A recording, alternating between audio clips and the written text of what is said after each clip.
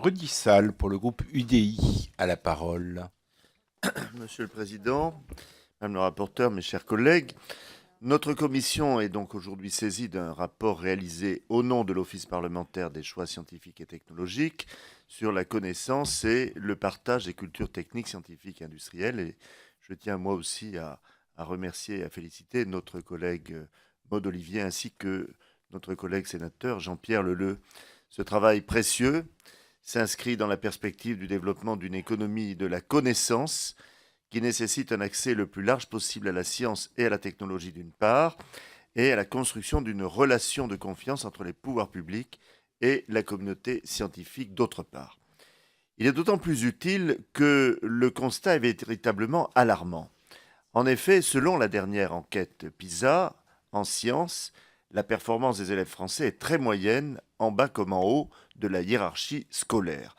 Ainsi, 18,7% des élèves sont en dessous du niveau minimal de compétences pour participer effectivement à la vie courante, ce qui place la France au 21e rang mondial seulement.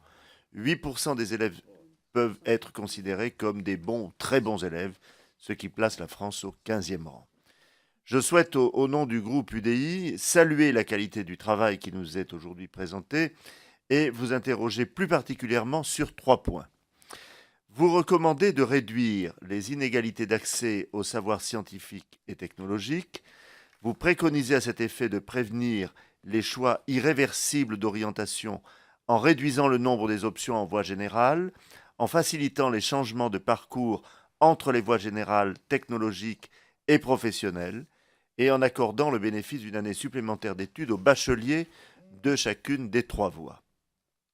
Si une telle réforme apparaît nécessaire, elle risque toutefois de s'avérer insuffisante. Comment entendez-vous alors, en parallèle, revaloriser les métiers techniques et de l'industrie afin de les rendre plus attractifs?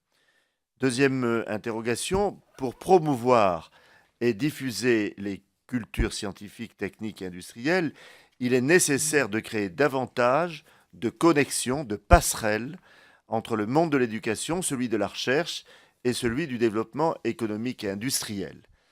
Jusqu'où faudrait-il, selon vous, pousser cette logique? Pensez-vous qu'il soit nécessaire de rapprocher l'université et les entreprises qui possèdent un véritable savoir-faire en matière scientifique, technique et industrielle?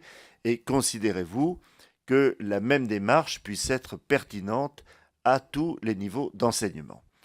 Enfin, vous entendez favoriser une culture du dialogue apaisé entre les acteurs de la science, la technique, l'industrie et le public, qui serait le vecteur de construction d'un savoir démocratique plus large et qui renforcerait la place du citoyen dans les grands débats scientifiques, techniques et industriels. Quelles sont les mesures concrètes que vous pourriez proposer en ce sens? Je vous remercie. Merci Rudy Sall.